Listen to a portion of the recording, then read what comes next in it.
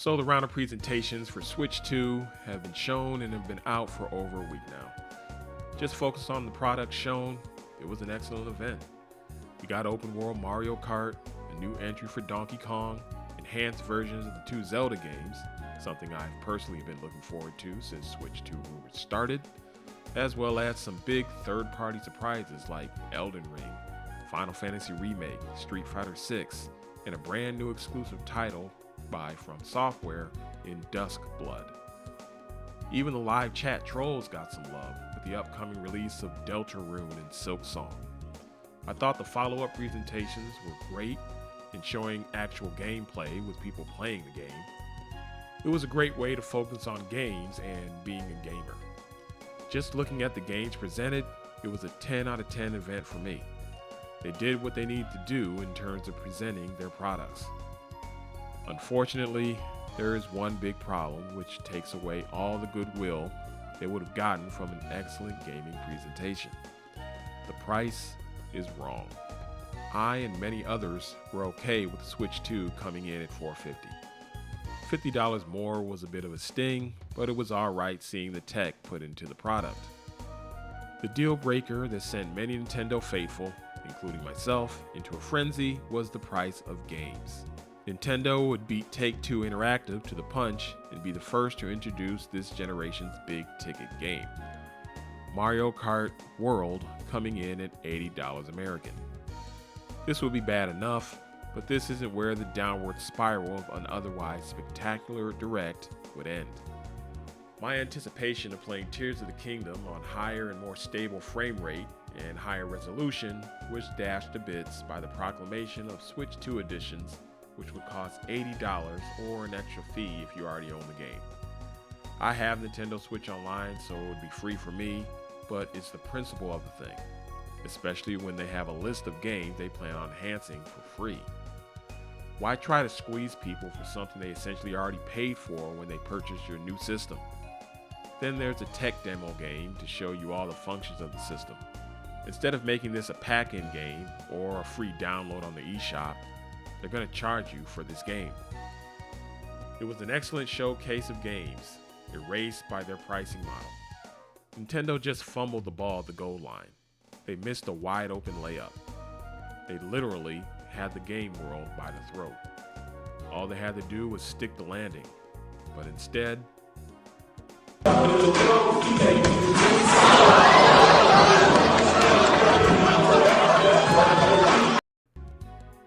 well, the landing stuck them. So is Nintendo greedy? Like I said before, Nintendo isn't any different from any other corporation. None of these companies are attempting to practice altruism, and they're going to look to maximize their profits as much as they can. One of the ways to do this is to raise prices. There are some things which have come out in the Nintendo pricing discourse that I'd like to address. The first one is the inflation argument. I've seen videos of people posting numbers they got from whatever online inflation calculator about how much games cost back in the day with inflation adjustments. I'm probably going to get a lot of heat for this, but I'm going to say this because doggone it is true. Folks, inflation is fake. It's not real. Inflation is the mental lubricant to get you to take the corporate shaft.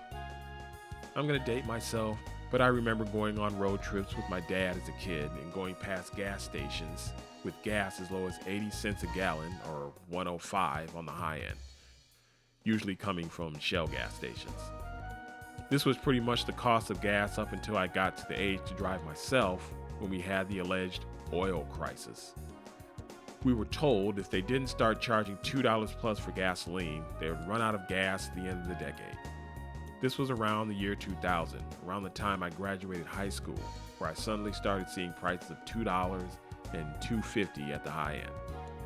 They were giving us the same inflation argument back then and telling us how these high prices weren't that bad because they were still cheaper than a gallon of milk.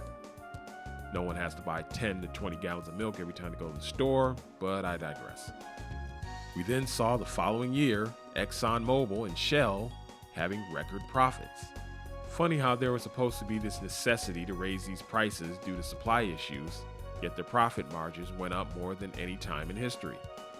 Driving is a necessity for the majority of people, especially in the United States. People weren't going to just stop buying gas as they had to go to work and to other places. We're now getting the same thing from these gaming companies, telling you how the cost of everything has gone up and using inflation as a justification for prices being higher. They tell you how games from a decade ago were actually just as, if not more expensive if you quote unquote adjust for inflation. Meanwhile, Sony is recording record profits with the PS5, a system which is the worst selling system to date in both hardware and software. A system which has centupled the profits of the best selling system of all time in PS2. You have Nintendo with the Switch 1 being more profitable than all their previous console generations combined. Yet these companies want you to believe they have to raise the price of their goods because they can't survive as a company if they don't. Ask yourself, how can these companies have record profits after raising prices if those higher prices are to account for higher business costs? If inflation is real and these companies have to account for the rising costs of providing goods and services, why are they doubling and even quadrupling in profit? We're not talking about revenue, we're talking about profit, the money you have after you account for all business expenses. Switch sold more hardware and software than any other system at a higher price. But if the cost of doing business is higher due to inflation, they're not supposed to record profits that are more than any other time cumulatively. You don't have a seemingly failed system in the PS5, making multiple times more money than the most commercially successful system ever in the PS2 in less than half the time. The math ain't mathin'. Stop taking the corporate shaft and letting people tell you prices have to be higher due to something which was made up by corporations through the media to fool you into accepting their greedy BS. Okay, but what about tariffs? What about them? Now, unlike inflation, tariffs are actually a real thing companies have to deal with. We had Nintendo move their operations out of China to Taiwan in order to dodge the tariffs due to trade wars with China at the time. We had Nintendo shipping out units of Switch 2 months before the proposed US pre-order date to get out ahead of the tariffs. And now we have pre-orders being delayed for the US because of the tariffs. Tariffs are indeed real, but they're not the reason for Nintendo's pricing model. The tariffs only affect what comes into the United States. Nintendo is giving customers in Japan a cheaper price for Switch 2, and the price of the system in other countries is lockstep with the pricing of the United States. If it was all about tariffs, we either see much lower prices in other parts of the world, or we wouldn't get any prices for US at all because the prices would be too high. We've recently learned the tariffs are going to be paused for 3 months. Yet there's nothing from Nintendo saying they're going to lower prices. When Doug Bowser said tariffs were not considered in the pricing model, and their pricing is based on the value they believe their products have, he was telling the truth. And the uniformity of prices across the globe where the US tariffs have no effect proves this. Some have said that Doug Bowser didn't want to talk about tariffs because he didn't want any political backlash. If that's the case, then the guy doesn't need to have a job because that was a terrible PR performance. He didn't have to say anything about the tariffs. He could have simply said there were multiple outside financial factors for our company which led to these price points. He could have thrown out inflation and many people would have believed it. But he didn't. Instead, he doubled, tripled, and quadrupled down on a total PR nightmare of how these prices are about how valuable the games are. He even said the thing in telling people if Switch 2 is too pricey, just buy the Switch 1. You're an idiot if you can't learn from your mistakes. And you're an even bigger idiot if you can't learn from other people's mistakes. They know about the outrage from people over their pricing models. So why would he even put himself in that position, even if he was lying and trying to run away from talking about tariffs? It's a rookie PR mistake that shows Doug Bowser is incompetent. Or, Doug Bowser said exactly what the company wanted him to say. He did his job perfectly, and everything he said are the sentiments of Nintendo as a whole. Reggie Fils-Aimé put out some tweets throwing low-key shade at Nintendo over their prices. He made a point about how he had to fight Nintendo to get Wii Sports packed in. To be fair, packing games didn't start with Reggie. Nintendo has done packing games going back to the NES with games like Gyromite, Duck Hunt, and Super Mario Bros. What this proves is Nintendo needed someone to rein in their tendencies of greed. Reggie isn't there to tell them they're idiots for not making the tech demo game pack-in or a free download on the eShop. I could sit here and drag Nintendo all day for mistakes they made and how they priced their games, or how they're allegedly going to make people pay for the expansion pass for Breath of the Wild again, as it's not included in the $80 enhancement price game. But I would only be talking about a symptom of the problem. I want to address the actual problem with these rising game prices. The problem is you. I'll include myself in this because I bought Tears of the Kingdom day one for $70. Nintendo's pricing for Switch 2 is now making me regret that purchase. Don't get it twisted, I love Tears of the Kingdom. But I should have waited for a sale, or to take advantage of their voucher program and got that and another game for $50 each, as Tears of the Kingdom certainly wasn't the last game I bought. You can bet I won't be making that mistake again. Tears of the Kingdom sold 10 million copies in 3 days, and because of that, they think they can push the boundaries. Nintendo doesn't decide the value of their games, we do. MSRP is merchant suggested retail price. It's not a mandate. It is merely a suggestion, a proposal. The merchant doesn't get to dictate to us what the price of their goods and services are. The merchant can only charge what the market is willing to bear and not a penny more. When you place your order for the Switch 2, you're agreeing to and are in full support of Nintendo's pricing model. You can't complain and whine about something you agreed to with eyes wide open. We've seen what happens when companies charge more than what people are willing to pay. The PS3 was DOA until they worked hard to lower its price. They included a bunch of bells and whistles in the system and took many of them out to get the PS3 to a competitive price. The 3DS was destined to join the Wii U as an abject failure until Nintendo slashed the price several months after release. Even Xbox rolled back their online-only features for Xbox One after public backlash. Getting these companies to back down from their initial price points and product offerings isn't just something that can be done, it has been done. Gaming price hikes aren't quote-unquote the way it is. It's what you have chosen. Hey, do what you want with your money. But just understand, you're signing off on video game price hikes not just for Nintendo, but across the entire gaming industry. Big Oil was able to get away with gouging us back in 2001 because motor vehicles are a necessity for the majority of people.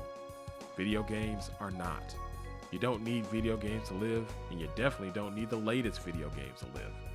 These are non-essential items. These game companies charge $100 for base game. It won't be because of Nintendo or Take-Two. It'll be because of you. I'll be skipping out on the Switch 2 console generation until prices are lowered. I can very much afford to pay $450 for the console and $80 for the games, but this isn't about finances. It's about principle. $60 games or no deal. Some will then say I'm wasting my time as people are going to buy Switch 2 anyway. These people could be right, and in that case, I can't really be mad at Nintendo or anybody else for raising prices and looking to increase their profits as much as they can. Again, these companies are not here to be your public servant. They're here to make money and as much of it as possible. The check and the balance for these companies is the customer. If that check is removed, these companies can do whatever the hell they want. Why shouldn't they charge $100 for games if you're willing to pay for it? They will be foolish not to do it. As for me, someone would need to present evidence that Nintendo would hurt their business if Mario Kart World sold 80 million copies on Switch 2 at $60. People would have been happy to buy Switch for $400 and games for $60. Are they willing to lose tens of millions in console sales to make an extra $50 and hundreds of millions in software sales to make another $20? Just me not buying their system and games is them losing $400 and $60 a piece for all the games I'm not going to buy. I have over 30 games for Switch 1 and most of full price. You're losing all that money for over an extra $50 for hardware and an extra $20 for software. If you're going to say you need to charge extra because of the shareholders, how are your shareholders going to feel when sales of hardware and software are down from Switch 1 by 80% because you want to be greedy? Doesn't sound like growth to me. You're making a huge bet on everyone being a sucker for a non-essential item in an economic freefall. Switch 2, if priced correctly, would be an easy 100 million seller, blow past the all-time sales record and even challenge being the first to sell 200 million units. Not anymore. This is going to land somewhere between the 3DS and the Wii U. We have more power over this situation than we realize. In fact, we have all the power. All it takes is some patience and some discipline. There are still many great games to play on the Switch 1. You don't need this new system day one. Some people might welcome the opportunity to pay a higher premium for their video games. But for those who don't like these prices, it's time to put some respect on our own name and tell Nintendo we won't accept this. Not with internet videos and live chat spamming, but with the only thing they will surely hear loud and clear, the absence of our money. Drop the Switch 2.